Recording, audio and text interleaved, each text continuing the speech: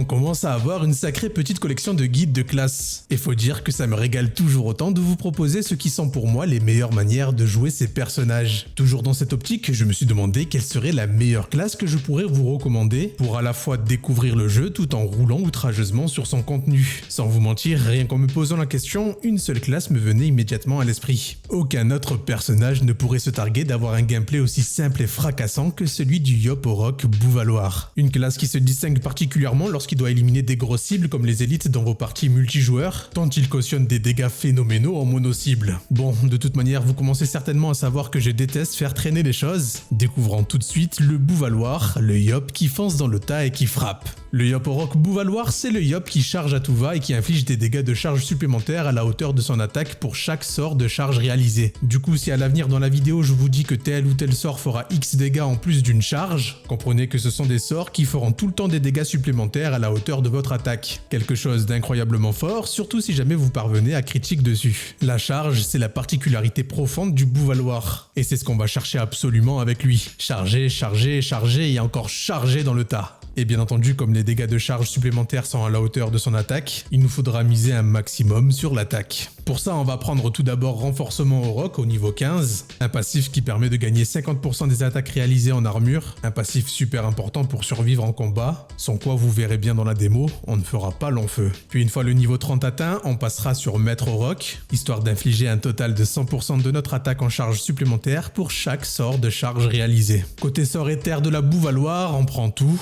Charge motivante chargera votre ennemi en infligeant des dégâts à la hauteur de votre attaque et comme on est un Bouvaloir, il fera une charge supplémentaire, sans compter les potentiels compagnons autour de la cible qui vont eux aussi taper l'ennemi. Charge temporelle qui est le seul et unique sort qui vous permettra de taper à distance tout en vous replaçant facilement. Idéal pour commencer vos combats quand les ennemis sont loin, ou alors pour taper en mêlée puis repartir dans un endroit plus safe. Double charge au roc, alors les amis, double charge au roc, je me demande si on n'a pas ici le sort le plus puissant de tout Waven en mono-cible. Double charge au roc, c'est votre sort jackpot. Quand vous l'avez dans votre main, un joli petit sourire malicieux se profile parce que vous savez que vous allez détruire quelqu'un avec. Ce sort tapera une première fois à la hauteur de votre attaque en plus d'une charge, pour vous offrir par la suite une deuxième fois le sort, qui elle aussi tapera à hauteur de votre attaque en plus de vous offrir une charge. Et enfin un repositionnement qui va être bien utile pour se rapprocher de nos ennemis pour pouvoir les charger ou tout simplement s'enfuir. Du côté des sorts éthers du Yop, on prendra en premier lieu bon, pour pouvoir là aussi bien sûr se positionner pour charger idéalement nos ennemis, mais aussi charger recharge qui fera un peu comme les autres sorts de charge éther, à savoir taper à la hauteur de notre attaque avec une charge qui la suivra juste après. Mais ici en plus de ça, on pourra piocher un sort et vous l'aurez peut-être compris, priez pour que ce sort pioché soit double charge au roc si jamais vous ne l'avez toujours pas en main.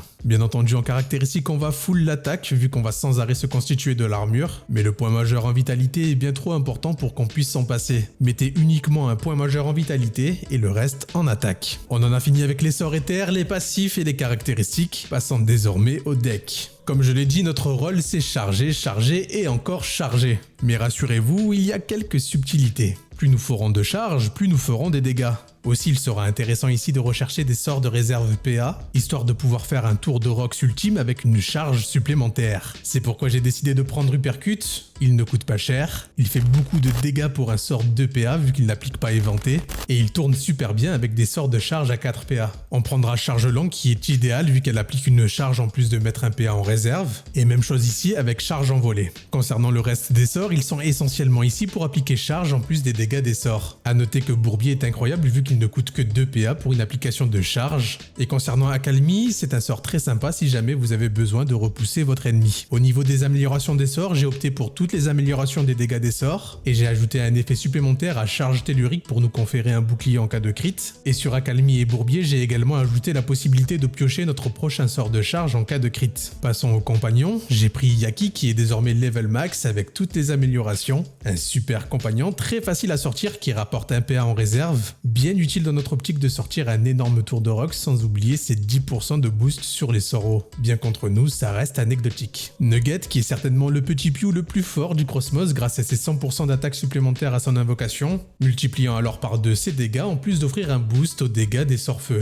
Delta qui est quant à lui le plus utile des pious grâce à son bouclier dès son apparition, et lui aussi booste les dégâts des sorts terre. Et enfin pour finir, on opte pour Épinette qu'on ne présente plus, facile à sortir au vu de nos sorts, et notre objectif avec Épinette sera de reflouer notre main de plein de charges qui bénéficieront du PA en moins. Et comme toujours, quand vous piochez, priez pour sortir le double charge rock. En équipement ici, la grande nouvelle, c'est l'anneau oscillation. Un anneau qui nous confère un boost de 25% de notre attaque tant qu'on a de l'armure. Et comme on est tout le temps sous armure grâce à notre passif et qu'en plus, l'armure se génère sur notre sort avant que notre attaque soit boost et tape sur la charge, c'est vraiment un must-have. Attention toutefois, il y a un bug sur la génération d'armure supplémentaire. Mais entre nous, rien de bien grave, il reste toujours top tier pour notre Bouvaloir. On prendra aussi l'horrifique pour se régénérer un maximum de points de vie durant nos assauts, le pignâtre forcément vu qu'on joue en deck 15, et la nocif qui est incontournable pour beaucoup de builds d'attaque. Pour finir avec le brassard, on optera pour le brassard Hogan, qui lorsqu'on frappe, permet de générer 35% de notre attaque en armure. Sans compter ses améliorations, ce brassard est une folie. Je suis trop fier de l'avoir max, elle fait clairement flamboyer mon Bouvaloir, mais même sans être max, l'effet est hyper fort. Bon, je pense qu'on a fait le tour de tout ce qu'on devait voir pour construire notre Bouvaloir. Il est temps désormais de voir ce que ça donne sur le terrain. Et pour voir ça, permettez-moi d'aller ailleurs qu'au cochon pour une fois, essayant de voir ce que ça donne sur des bouffetous niveau 100 qui est considéré aujourd'hui comme la mission niveau 100 la plus difficile du jeu. Au départ de vos combats, ne foncez pas bêtement dans le tas, attendez que les ennemis se mettent à portée de tir. Une fois que c'est fait, il faudra que votre ennemi tombe dans les 2 tours, sans quoi vous allez vite être encerclé, et vous ne pourrez pas générer assez de boucliers par rapport aux dégâts que vous allez prendre. Votre objectif sera à chaque tour de générer un maximum de boucliers avec vos charges, tout en veillant à prendre le moins de dégâts possible. Essayez de rester toujours en positif au niveau de l'armure. Alors n'hésitez pas à profiter de vos repositionnements ou de vos bons pour vous enfuir et taper des petites bestioles pour faire monter votre armure. Votre armure se cumule, donc chaque tour doit être utile. Une fois que vous avez saisi le truc, chopez vos ennemis les uns après les autres et fracassez-les à coups de charge. Lâchez quelques pious de temps en temps pour ajouter de la survie, et sur la fin, Epinette viendra vous remettre à flot avec plein de sorts qui coûtent moins cher, de quoi bien terminer vos combats. Des combats niveau 100 qui tournent autour de 5 minutes voire moins, et encore ici, comme pour le Stalactos, on est sur une classe qui ne présente rien de vraiment très cheat, ce qui assure une certaine pérennité au gameplay du personnage. Un perso qui, comme vous le voyez, est très facile à manier, à comprendre et à utiliser, ce qui en fait pour moi le meilleur personnage pour débuter et clear le jeu. Voilà pour le Yop Bouvaloir au rock. J'espère que je vous aurai motivé et aidé à en faire un. Les Yops sont vraiment super réussis sur Waven. C'est une valeur sûre sur laquelle vous pouvez investir les yeux fermés. Vous prendrez même goût à tout clear tellement c'est plaisant de casser la mâchoire des monstres avec vos gros coups de bouclier. Allez, il est temps pour moi de vous laisser. N'hésitez pas à nous rejoindre sur Discord si jamais vous souhaitez discuter ou jouer sur Waven. En attendant de pouvoir vous lire en commentaire ou de vous retrouver sur Discord, il est temps pour moi de retourner farm. C'était Zaki pour vous servir. Ciao.